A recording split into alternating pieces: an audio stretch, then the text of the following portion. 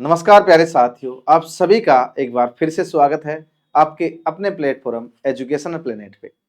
प्यारे साथियों, आज हम बात करने वाले हैं जो मैंने वीडियो बनाए थे, उन वीडियो में सबसे ज्यादा जो कमेंट आए वो कमेंट आए, सर हमारा सिलेक्शन हो रहा है, हमारे इतने नंबर बन रहे हैं, लेकिन हमें कौन कौन से डॉक्यूमेंट्स बनवाने हैं, या फिर कि सर आप रिजल्ट आने वाला है, रिजल्ट की डेट क्या रहेगी, इसकी बात करूंगा। साथ में कौन कौन से डॉक्यूमेंट्स, एक दो स्टूडेंट तो इतने गंभीर थे ताकि उन्होंने फोन लगा दिया, बोला सर से बात कराओ एक बार, वो डॉक्यूमेंट्स क्या क्या चाहिए हमें तो एक बार वो बता दो ताकि हम समय से अपने डॉक्यूमेंट्स तैयार कर लें।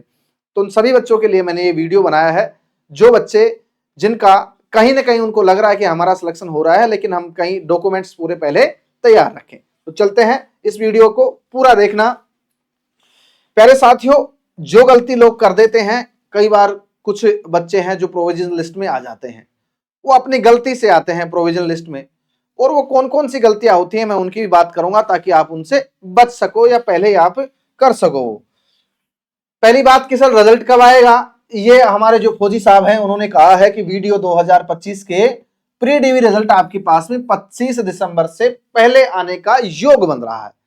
ठीक है, सॉरी, आपके पास में 20 दिसंबर से पहले आने का, 25 नहीं 20 दिसंबर की बात कह रहा है। ठीक है, अब 20 दिसंबर से आने से पहले का योग बन रहा है, तो इससे वीडियो का पहले आएगा, उसके बाद में पटवार का आएगा और फिर फोर्थ ग्रेड का आएगा, क्योंकि तैयार है, सारा काम तैयार है और ज्यादा वैकेंसी अब बची नहीं है जिनके रिजल्ट बोर्ड को निकालने हैं। जैसे ही वीडियो का आया 10-15 दिन बाद में आप पटवार का देख लोगे और उससे 20 दिन बाद में आप मान लो किसका, फोर्थ ग्रेड का मान लो।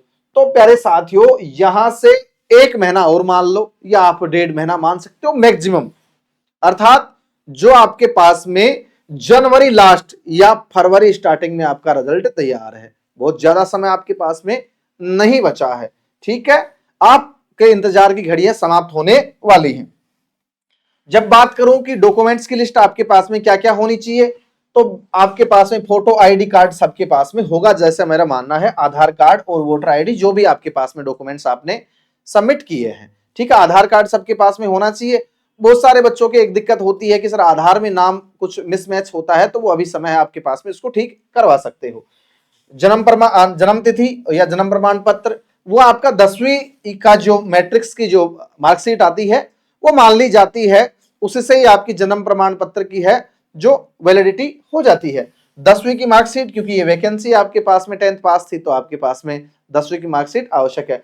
इसके अलावा बोला गुरुजी आपने 12th पास हो, बीए पास हो, बीएससी पास हो, एमए पास हो, बीएड पास हो या बीटेक हो, ठीक है, या एमटेक हो, आपने डॉक्टरेट कर रखी है और आपका नंबर आ रहा है और आपने फॉर्म में दिखाया है, तो वो डिग्री भी आप साथ रख सकते हो। आपके पास में एससी और एसटी जाति प्रमाण पत्र जो बनवा रखा होगा, आप यदि लागू हो तो आपको वो तैयार करवाना है।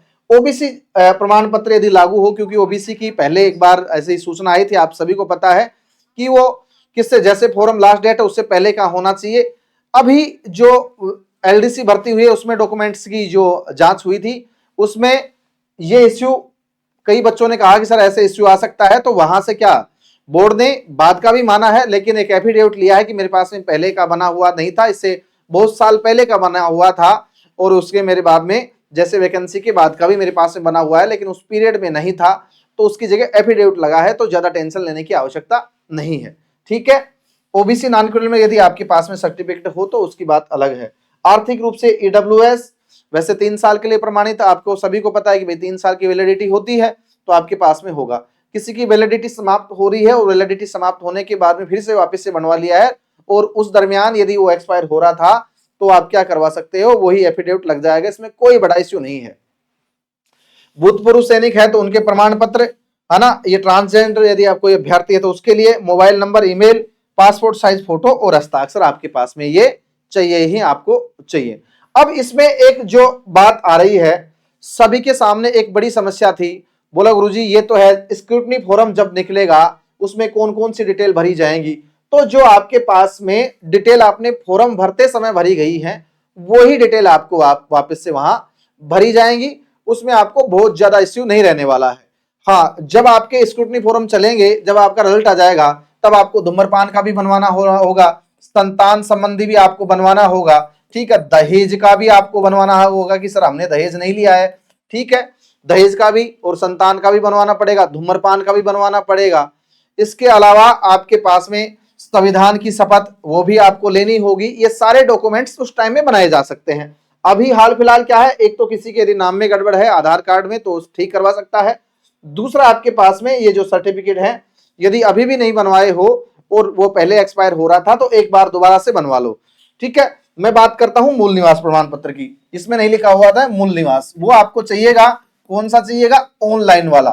अब बहुत सारे, कल एक स्टूडेंट का जिसका बता रहा कॉल आया तो वो कह रहा था सर मेरे पास में तो पुराना बना हुआ है ऑफलाइन, आज से 10-12 साल पहले का, चल जाएगा क्या?